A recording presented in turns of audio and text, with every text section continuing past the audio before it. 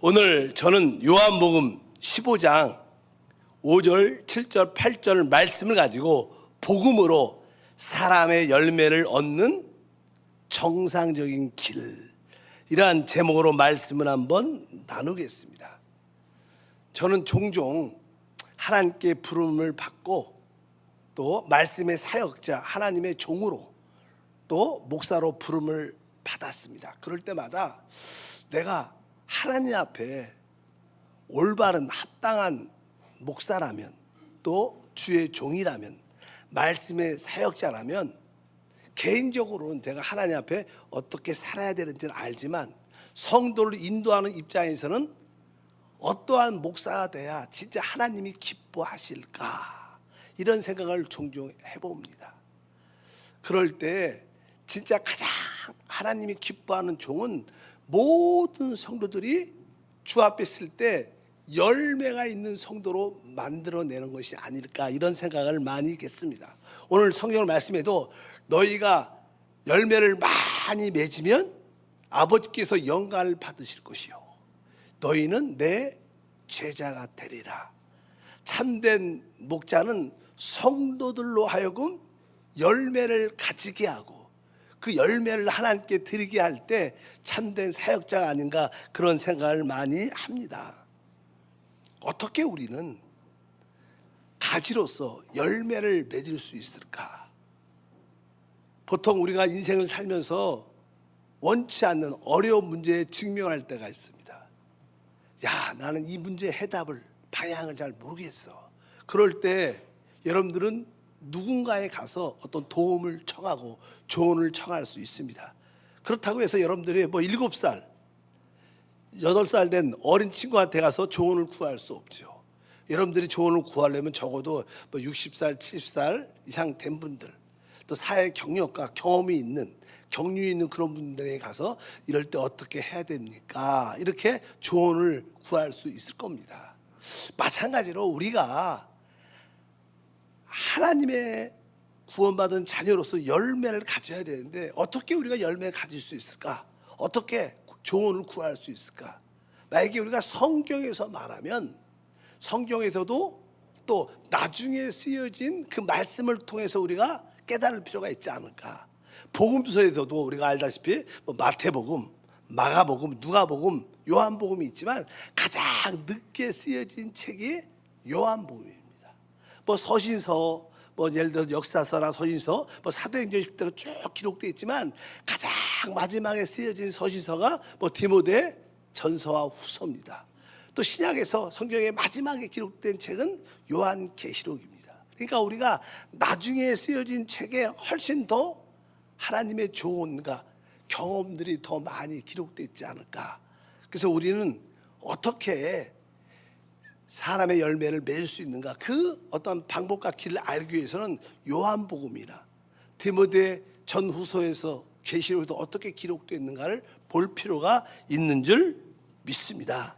보통 기독교 안에서는 이 복음 전파에 대한 오해된 생각들이 많습니다. 보통 일반적인 사람들은 교회가 부흥되려면 큰 기적이 나타나고 표적이 나타나야 교회가 크게 부흥될 수 있다, 그런 마음을 가지고 다 있지만 실제로 성경은 꼭 그렇게 말하지 않습니다. 성경에서 말하는 정상적인 복음 전파의 열매를 어떻게 가질 수 있는가, 우리가 성경을 통해서 한번 보면, 우리가 요한복음을 통해서 한번 우리는 그것을 깨달을 수 있습니다. 요한복음 1장은 바로 하나님의 아들 그리스도가 하나님이고 그분이 육신으로 이 땅에 왔다는 그리스도에 대한 그런 말씀이 기록되어 있습니다. 그분의 사역이 처음 시작될 때 요한복음 2장에 가나의 혼인잔치, 가나에서 물이 변하여 포도주가 되는 놀라운 기적을 행하시죠. 그런데 그 요한복음 2장에 보게 되면 이렇게 기록이 되어 있어요. 2장 23절 24절 보니까 6월절에 예수께서 예루살렘에 계시니 많은 사람이 그의 행하시는 표적을 보고 그의 이름을 믿었으나 예수는 그의 몸을 그들에게 의탁하지 아니하셨으니 이는 친히 모든 사람을 아심이라. 많은 사람이 그의 행하시는 표적을 보고 그 이름을 믿었다. 그런데 예수님은 그의 몸을 그들에게 의탁하지 아니했다. 많은 부류가 예수님을 따랐습니다. 그들은 예수님의 그 기적, 행하시는 놀라운 표적을 보고 많은 사람이 따랐는데, 그 기적을 보고 따라오는 사람들은 예수님은 그들에게 그의 몸을 의탁하지 아니했다, 이렇게 말씀합니다. 그러면서 그분은 복음 전파에 있어서 이제 2장을 넘어 3장에 보게 되면 이제 밤중에 한 니고데모라는 사람이 예수님을 찾아옵니다. 한번 성경을 읽어보니까 이렇게 기록되어 있죠. 요한복음 3장 1절부터 읽어보니까, 그런데 바리새인 중에 니고데모라는 사람이 있으니 유대인의 지도자라. 그가 밤에 예수께 와서 이르되 랍비여, 우리가 당신은 하나님께로부터 오신 선생인 줄 아나이다. 하나님이 함께 하시지 아니하면 당신이 행하시는 이 표적을 아무도 할 수 없음이니이다. 예수께서 대답하여 이르시되 진실로 진실로 내게 이르노니 사람이 거듭나지 아니하면 하나님의 나라를 볼 수 없느니라. 아마 이 니고데모는 최고의 종교가였고 지도자였기 때문에 그런 기적에 대해서 별로 관심이 없었던 것 같습니다. 그래서 아주 밤늦게 예수님께 찾아오셨는데, 예수님은 많은 기적을 기대하는 사람이 예수님을 찾아오는 것보다 이 니고데모가 밤늦게 자기를 찾아왔을 때 많은 시간을 이 사람한테 썼어요. 니고데모한테. 그래서 네가 진짜 하나님의 나라를 말하느냐, 하나님의 나라를 알려면 바로 거듭나야 된다. 하나님의 생명으로 거듭나야 참된 한나라를 볼 수 있다. 그러면서 주님이 밤늦게까지 이 사람에게 많은 시간을 할애한 것을 알고 있습니다. 그러니까 우리가 복음을 전파할 때 예수의 본은요, 어떤 기적과 표적을 보여주는 게 아니라 바로 그 사람 개인에게 바로 참된 필요는 성령으로 거듭나는 것이다. 바로 하나님의 생명으로 거듭나는 것이다. 그 생명에 대한 말씀을 이에게 한 것을 알 수 있습니다. 그래서 우리가 복음을 전할 때도 우리가 많은 군중 가운데 복음을 전하는 게 아니라, 여러분들이 한 사람을 찾아가서 한 사람을 만나 그에게 하나님의 생명으로 거듭나야 참된 영원한 생명을 누릴 수 있다. 사람은 물과 성령으로 거듭나야 된다. 우리에게 다른 출생, 다른 태어남이 필요하다. 이렇게 여러분들이 만나는 것이 중요하다고 여기서 우리에게 보여주는 겁니다. 그리고 4장에 보면 또 이야기가 나오죠. 이제 예수님께서 이제 유대에 올라가시고 사역하시다가 이제 다시 고향 갈릴리로 내려가는데, 굳이 유대에서 갈릴리로 갈 때 길이 몇 가지가 있겠죠. 근데 유별나게 그때는 사마리아 지역을 통과하십니다.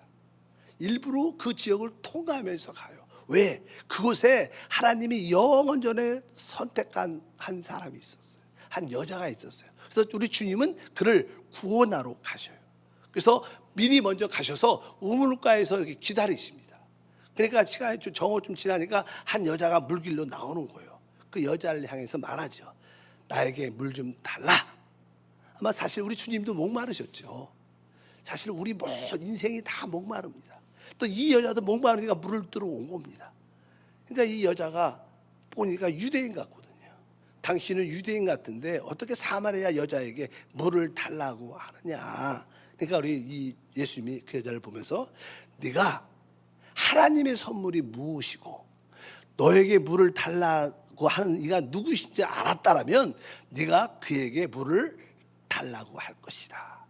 이 물을 먹으면 다시 목마르겠지만 내가 주는 물을 마시면 다시는 목마르지 아니한다. 이렇게 대화 가운데 하셨어요. 그러니까 이 여자가 감동을 받은 거예요. 와, 내가 주는 물을 마시면 다시는 목마르지 않는다고요? 마음이 활짝 열렸어요. 그럼 그 물 나한테 주세요. 이렇게 말을 한 거예요. 우리가 복음을 전할 때 막 많은 기적과 표적보다 아니라 여러분들이 만남을 통해서 대화를 통해서 그들에게 생명의 빛을 비춰줘야 돼요. 그들의 양심에 그들의 필요가 무엇인걸 깨닫게 해주는 그런 영적인 대화가 필요한 줄 믿습니다.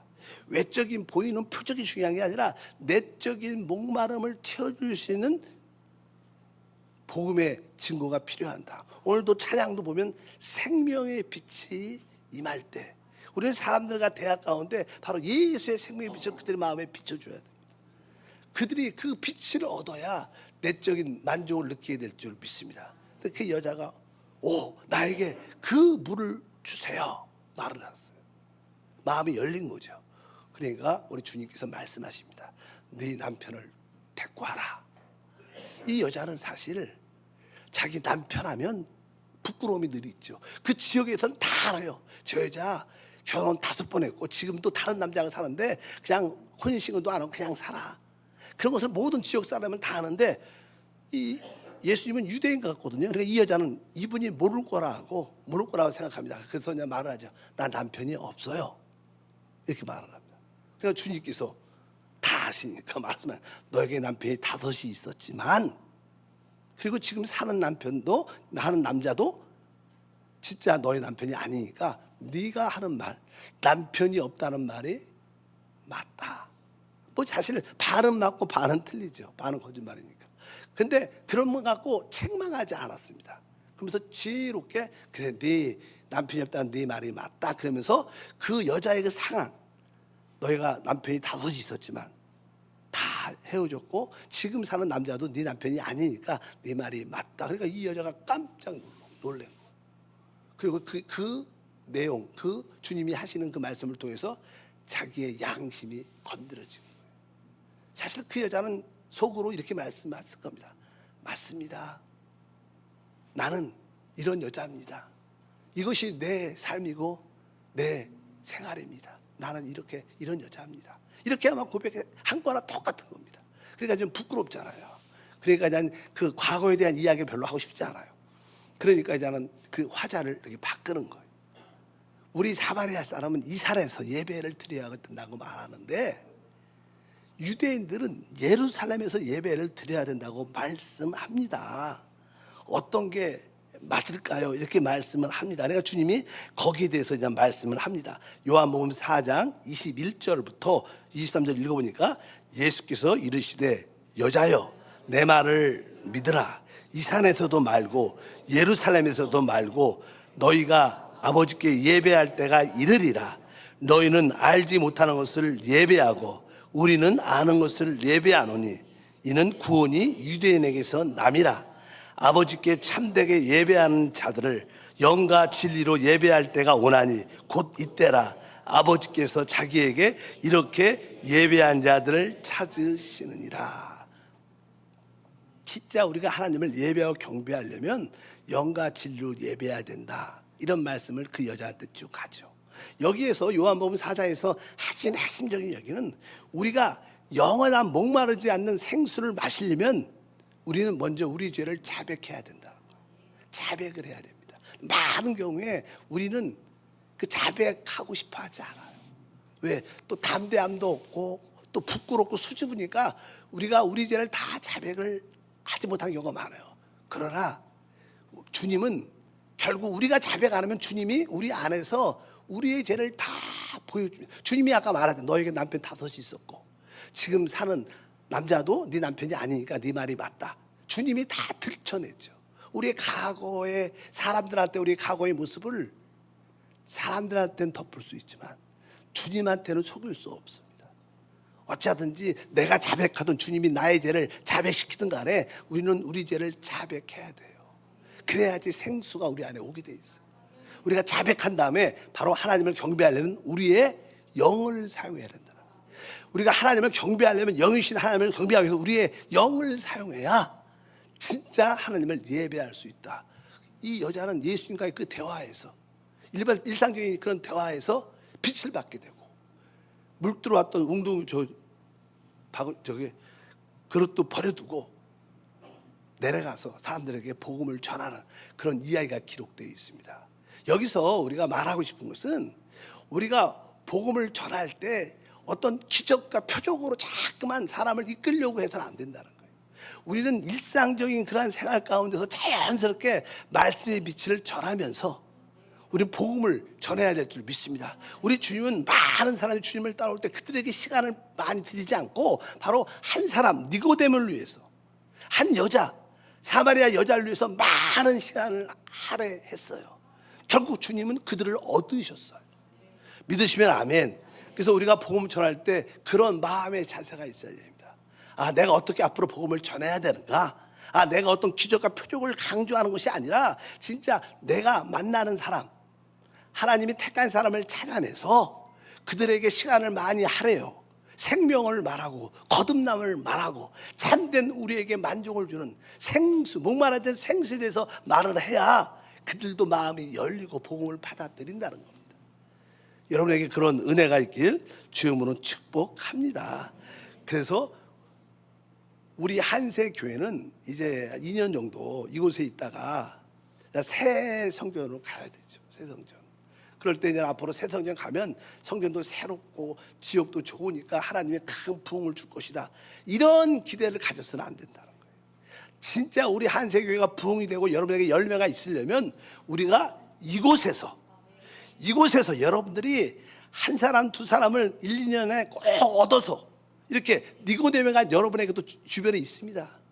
여러분에게 사마리아 같은 여자가 있습니다. 그 사람을 얻어서 그들과 함께 새 성전에 가야 되는 거예요. 그곳에 가서 부흥시키다 이런 게 아니라는 거예요. 우리가 요즘에 기도하는 게 뭡니까? 우리가 처음에 기도할 때 모일 때마다 기도할 때 성령이여 성령이여 하나님이 택한 사람이 기억되게 도와주시고 누구를 교회로 이끌까요? 누구를 열매로 누구를 제자로 삼을까요? 나는 모릅니다. 하나님 기억나게 도와주옵소서. 이름이 생각나게 도와주십시오. 얼굴이 떠오르게 도와주시옵소서. 그동안 한세교회 나왔고 시험 들고 또 이사 갔고 주변에 많은 사람들이 있습니다. 또 처음 가까운 지인들도 있겠죠. 여러분들이 계속 성령께 기도하고 오늘도 기도하고 내일도 기도하고 또 일주일 동안 기도하고 한 달 정도 계속 성령이여 내가 누구를 이끌어야 됩니까? 누구에게 복음을 전해야 됩니까? 누구를 살리고 회복해야 됩니까? 이런 기도를 계속하면 우리 성령님은 분명히 누군가가 기억나게 누군가가 떠오를 거예요. 왜? 하나님이 택한 사람이 있거든요. 바로 성령이 보여주고 떠오르게 하는 그 사람이 여러분의 니고데모예요. 여러분의 사마리아 여자인 줄 믿습니다. 그냥 그러면 여러분들이 그 사람에게 시간을 할애해야 되는 거예요. 굳이 밖에 막 나가서 복음을 전하는 것도 중요하겠지만 하나님이 기억나게 하는 우리 주님은 아까 말씀드렸습니다. 유대에서 갈리로 내려갈 때 의도적으로 사마리아 지역을 번거롭게 통과했어요. 왜? 그곳에 구원받을 그 여자가 있었기 때문에 일부러 그 여자를 구원하러 간 거예요. 하나님이 여러분 안에 보여준 성령이 보여준 그 사람을 계속 기도하십시오. 그리고 마음에 감동이 되면 한번 전화하고 한번 식사를 사주러 커피를 마시러 만나러 가십시오. 그렇게 만나야 되는 거예요. 이 우리 주님 뭐요? 그 여자를 우물가에서 기다리셨어요. 오길 기다린 거예요. 주님이 기다리신 거예요. 뭐 그 여자가 물 기르고 있는데 주님이 간 게 아닙니다. 성경에 보면 주님이 그 여자를 기다리셨어요. 여러분들에게 성령이 떠오르는 사람을 여러분들이 구원해야 돼요. 왜? 그분이 하나님이 택한 사람인 줄 믿습니다. 실망하지 말고 계속 기도하면서 성령의 때에 따라 그를 찾아가고 만나고 해야 될 줄 믿습니다. 그럴 때 그가 여러분을 통해서 신앙이 회복되든지 다시 구원받든지 아니면 믿음이 살아나는 그런 은혜와 축복이 함께할 줄 믿습니다. 합당한 복음 전파는 뭐 기적과 표적을 봐서 나타나는 게 아니라 일상적인 생활 가운데서 우리가 사람을 얻어야 돼요. 여러분들이 진짜 올해 안에 적어도 내년 안에 그러한 사마리아 여자나 니고데 같은 가까운 지인들, 친구 한 사람만 얻어서 여러분과 함께 신앙생활을 한다면 그리고 여러분들이 한 사람씩 얻어서 성전이 완공돼서 들어간다면 그 성전이 어떻게 되겠어요? 꽉 차요. 성전이 크기가 이번 2배거든요. 그러니까 여러분들이 한 사람 데리고 가면 새 성전에 벌써 시작부터 꽉 차서 하나님께 영광이 되고 하나님의 축복이 함께 할 줄 믿습니다. 그래서 여러분들이 성령이 주시는 사람을 기도해야 되고 그 사람이 기억나면 그 사람과 만남을 통해서 우리는 거듭나야 하나님 나라에 들어갈 수 있고 영원한 생명을 얻을 수 있다. 또 많은 사람들은 인생에 목마름이 있으니까 목마름에 대한 진정한 생수가 있다. 그것이 생수를 마시는 것이 진정한 하나님을 예배하고 만나는 것인데 바로 우리의 영원한 생수가 예수 그리스도 영이신 그리스도시다. 그분을 이 시간에 호흡하고 마셔라. 여러분들이 대화 가운데 일상적인 방법 가운데서 그렇게 복음을 전하는 게 주님의 가르침, 요한복음에 우리에게 제시하는 가르침인 줄 믿습니다. 사실 우리가 어떤 열매를 맺을 때 어떤 농부가 어떤 예를 들어서 곡식을 뭘 심었다, 그걸 추수하고 싶다, 하루아침에 절대로 생기지 않아요. 우리가 어떠한 작물을 밭에 심으려면 당연하게 땅을 기경해야 되고 씨를 뿌려야 됩니다. 그리고 어떻게 돼요? 그리고 물을 주고 이제 자라기 시작하면 그것을 잘 가꿔야 돼. 시간이 돼야 그 수확물을 얻을 수 있어요.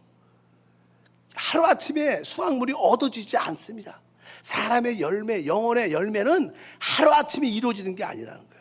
기도하고 땅을 파고 씨를 뿌리고 물을 주고 지속적으로 관리를 해야 하나님의 뜻이 이루어질 줄 믿습니다. 요한복음 15장의 핵심적인 내용 중에 하나는요, 바로 우리로 하여금 열매를 맺게 하는 거예요. 열매를 맺게 하는 겁니다. 우리가 요한복음 하면 15장 말씀을 한번 읽어보면 5절이죠. 15장 5절에 나는 포도나무요 너희는 가지라. 그가 내 안에 내가 그 안에 거하면 사람이 열매를 많이 맺나니 나를 떠나서는 너희가 아무것도 할 수 없습니다. 그러니까 우리는 가지로서, 포도나무의 가지로서 열매를 맺어야 된다는 거예요. 열매를 맺어야 된다. 여러분들이 열매를 이렇게 맺으려면 결국 여러분들이 얻은 그 사람이 여러분에게 끝까지 남아 있어야 열매. 조금 처음에 이렇게 자라다가 뚝 떨어져 갖고 떨어지면 열매가 안 되죠. 그러니까 끝까지 그것이 열매가 되려면 결국 요한복음 15장은 열매를 많이 맺는 이야기를 하는데 열매를 맺는 길이 뭐냐? 그것은 요한복음 마지막 장 21장에 기록되어 있습니다. 요한복음 21장에 이제 베드로가 잠시 주님을 부인하고 떠나 있었어요. 주님이 그를 다시 한번 회복하죠. 그럴 때 주님이 말씀합니다. 베드로야, 네가 나를 사랑하느냐? 이렇게 3번을 물어봐요. 그러니까 베드로가 이제 대답을 하죠. 첫 번째 질문에도 내가 주님을 사랑합니다. 두 번째 질문에도 내가 주님을 사랑합니다. 세 번째 질문에도 주님이 나는 잘 모르지만 주님이 아십니다. 내가 주님을 사랑합니다. 이렇게 고백을 해요. 그럴 때 주님이 그 고백 위에 하신 말씀이 기록되어 있습니다. 다 같이 21장 15절과 17절에 말씀합니다. 내 어린 양을 먹이라 하시고 내 양을 치라 하시고 예수께서 이르시되 내 양을 먹이라.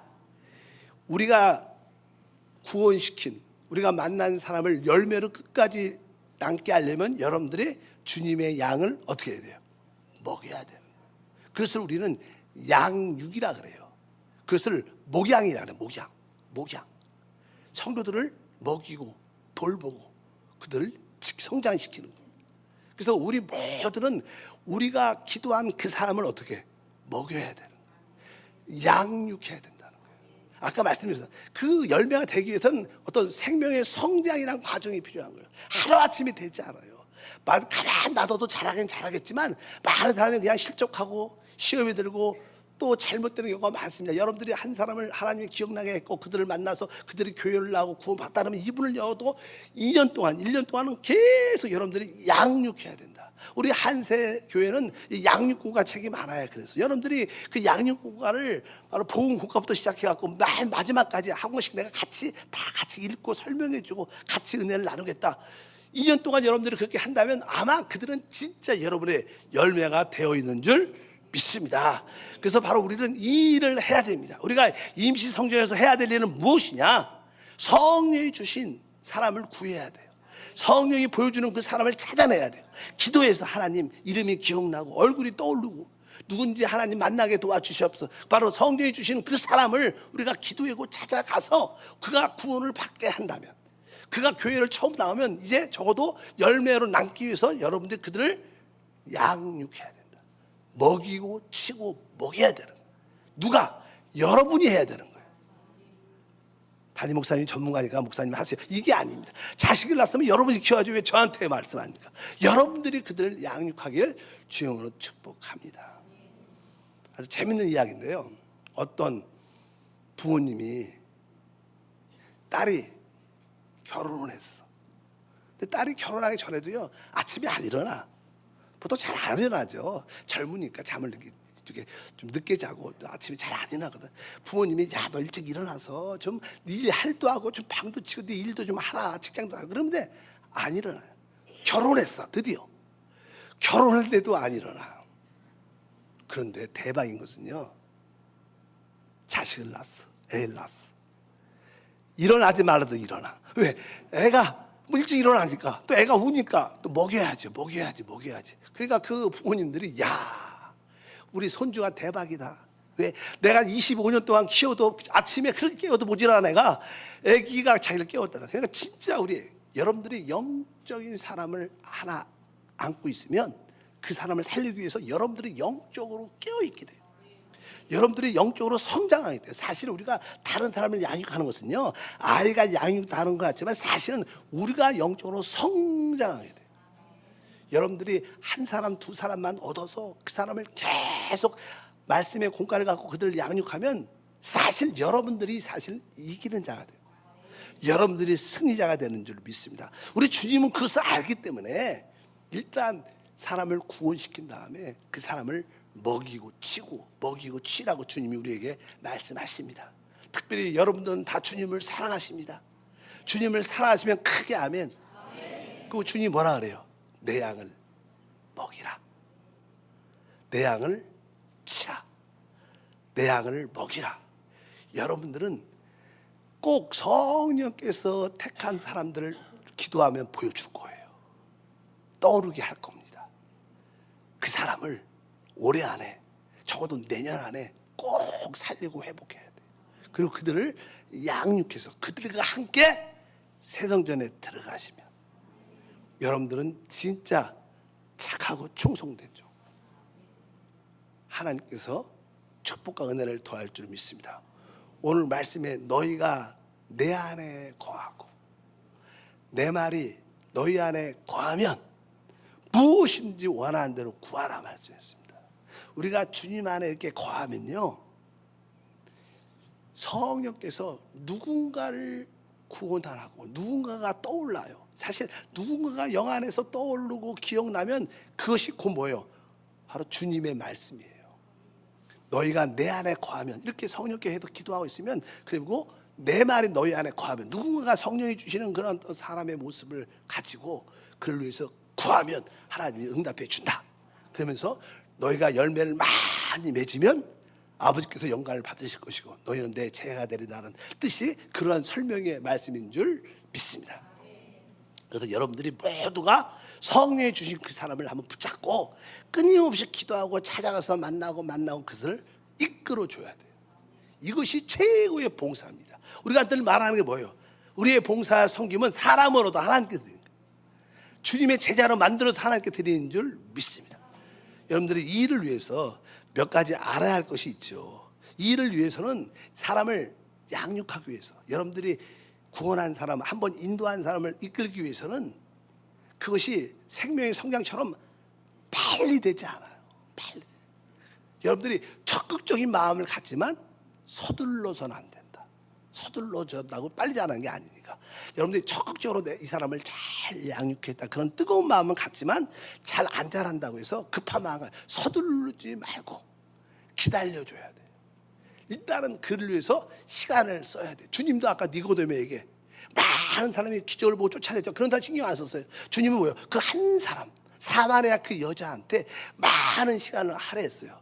여러분이 성령이 보여주신 그 사람한테 시간을 할애하셔야 돼요. 진짜 여러분의 물질과 시간을 그 사람을 위해서 쓰시길 주님으로 축복합니다. 그러고 잘 안 돼도 인내해야 돼. 참을 수 있어야 돼. 우리 엄마들이 자식 키우는 거 보면 다 알아요. 자식 키움하고 똑같습니다. 왜 애들을 빨리빨리 안 크죠? 진짜 그들을 사랑도 하고 관심도 갖고, 그렇지만 인내도 하고 또 오래 참고 시간과 많은 것을 투자해야 되고, 또 잘 안 돼도 끝까지 참을 수 있는 그런 마음들을 여러분들이 갖고 그 영혼을 돌보는 마음이 바로 목자의 마음이고, 바로 여러분들이 주님을 사랑하는 표현인 줄 믿습니다. 그리고 여러분들이 그들을 양육할 때 또 알아야 될 것은요, 우리는 그 사람의 어떤 필요와 그 사람의 지금 어려운 상황을 이해를 해야 돼요. 그래서 그 사람의 이야기를 많이 들어줘야 돼. 많이 들어줘야 돼. 일방적으로 내가 이야기하지 말고 처음에 입을 안 여니까 우리가 서로 공과 이야기를 쭉 하다가 그분이 마음을 열어서 자기의 어려움, 힘듦을 말할 수 있을 때까지 잘 귀를 기울여줘야 돼. 그들이 입을 열어 마음을 열어 말할 때까지 우리는 귀를 기울이고 그들의 필요가 이거구나, 이분이 이러한 어려운 상황 가운데 있구나, 이렇게 우리가 그것을 받아들여야 돼. 그것이 우리가 양육하는 기본적인 자세인 줄 믿습니다.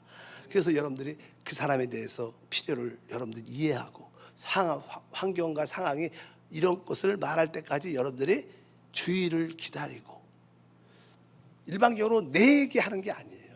이 양육이랑 가르치는 것은요, 바로 그 사람의 이야기를 들어주고 그가 말할 수 있도록 우리의 마음을 열어주는 줄 믿습니다. 전에 어떤 분이 그런 이야기를 했어요. 어떤 자기 지역장이 자기를 양육하는데 지역장님이 만나면 주로 자기 얘기만 한대. 나도 할 얘기가 좀 많은데 좀 이것도 이야기하고 싶은데, 그래서 나중에는 싫대, 그렇게 얘기를 하시더라고. 그러니까 이 지역장들은 알아야 돼요. 내 얘기하는 게 아니야. 안 열 때 내 얘기를 조금 열어서 마음을 열게 해주고 그 이야기를 할 수 있도록 우리가 이끌어줘야 돼. 그래야지 그가 문제도 발견하고 또 그 문제를 통해 기도하고 그러니까 영적으로 이렇게 성장하는 그런 은혜와 축복이 함께할 줄 믿습니다. 그래서 우리가 모두가 이렇게 양육자가 돼야 되는 거예요. 여러분들은 능히 영적인 사람을 구원할 수 있어요. 여러분들이 떠오르는 사람을 하나님이 이끌어주고 그 사람을 다 여러분들이 회복하고 그들과 함께 어떻게 해요? 새 생전에 들어갈 줄 믿습니다. 나중에 혼자 가지 마시고 꼭 이곳에서 한두 사람을 얻어서 가시면 여러분들은 진짜 최고의 축복과 은혜가 함께할 것을 확실히 믿습니다. 그리고 나서 이제 우리가 그 양육할 때 기본적인 원칙은요, 어떤 이야기를 하다가 어떤 공과를 하다가 논쟁하면 안 됩니다. 여러분들 애기 키운데 1살, 2살짜리한테 뭐 야 너 틀렸어 이거 이렇게 해. 그 논쟁 안 해요. 그냥 품어주고 울면 안아주고. 그러니까 논쟁하면 안 돼요. 그 다음에 무엇을 강요해서도 안 돼요. 강요해서는 안 돼요. 그리고 또 하나는 정치적인 이야기 하는 사람. 뭐 딱 하니까 요즘에 나라가 시끄러워 그런 얘기 안 해. 그러니까 거기서 논쟁도 안 되고 어떤 것을 막 강요해 갖고 이거 해야 돼 이렇게 강요해서는 안 돼. 그다음에 정치적인 이야기 같은 것을 해서는 안 될 줄 믿습니다. 그리고 부정적인 대화와 연루돼서 안 됩니다. 얼마나 이 세상은 부정적인 얘기할 게 많습니까? 그런 얘기가 나오면 거기에 연루되지 말고 그거 다 끊어야 돼. 그래야지 우리가 어떻게 그 사람이 잘 어떻게 잘할 수 있어요. 믿으시면 아멘. 제가 전에 우리 교회를 떠난 분이에요. 그분이 떠난 이유를 나중에 들었어요. 왜 떠났는지 이해가 안 가. 보니까 담임 목사도 좋아요. 대화도 많이 해봤는데 근데 떠나갔어. 자기 지역에 태극기 파가 있어. 태극기 파. 그래갖고 만나면 늘 그 얘기하는 거야. 태극기 부대에 대해서 태극기 파라 그러나 무슨 파. 그런데 자기는 그 반대파야. 그 얘기할 때마다 마음이 늘 상하는 거야. 사람마다 뭐 사상이 다 다르니까.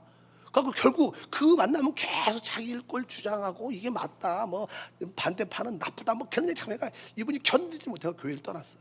나중에 보니까 이래서 자기 떠났다. 절대로 교회에서는 정치적인 이야기를 해서는 안 돼요. 우리는 그 사람의 영혼에 대한 우리의 나라는 하나님의 나라, 하나님 나라를 이야기해야지 뭐 옳고 그런 걸 얘기해서는 안 될 줄 믿습니다. 그래서 여러분들이 꼭 그 다음에 부정적인 이에게 관련돼서는 안 된다. 사실 우리가 양육하는 그 주제의 핵심은 그에게 예수의 생명을 공급해 주는 거예요. 예수의 생명, 예수의 은혜를 그들에게 공급해 주고 바로 그들로 하여금 기도할 수 있도록 나와 함께 기도하고 다른 성도와 기도하고 혼자 기도 생활할 수 있도록 우리가 이끌어주는 게 양육의 목적이에요. 이런 목적을 갖고 우리가 그 성령이 보여주는 그 사람을 이끌어가야 된다. 그 여러분들은요, 주님 볼 때 뭐예요? 착하고 충성된 종이 되는 거예요. 여러분에게 그런 달란트가 다 있어요. 어떤 분은 5달란트, 2달란트, 1달란트가 있는데 만약에 1달란트를 하나님 주셨는데 한 영혼도 그렇게 이끌지 못했다. 그럼 주님 뭐라 그래요? 악하고 게으른 종이라 그래요. 하나님 우리를 부르신 목적이 무엇인데? 바로 우리 주님이 뭐라 그래요? 내 양을 먹이라, 내 양을 치라, 내 양을 먹이라. 주님이 여러분한테 적어도 한 영혼 맡깁니다. 기도하면 성령이 떠오르는 사람이 있어요. 그 사람을 여러분들은 회복시켜야 돼요. 이것이 우리의 봉사 섬김인 줄 믿습니다. 그래서 여러분들이 이곳에서 있는 동안에 꼭 성령이 주신 그 한두 사람을 꼭 회복해서 같이 세상전에 들어가게 되면 그곳이 바로 천국 입성인 줄 믿습니다. 그곳에서 최고의 축복을 누리게 될 줄 믿습니다. 하나님 아버지 감사합니다. 다시 한번 주님의 방법으로 사람을 얻는 길을 보게 도와주옵소서. 주님의 방법으로 사람을 얻는 길을 깨닫게 도와 주시옵소서. 주 예수 이름으로 기도함나이다. 아멘.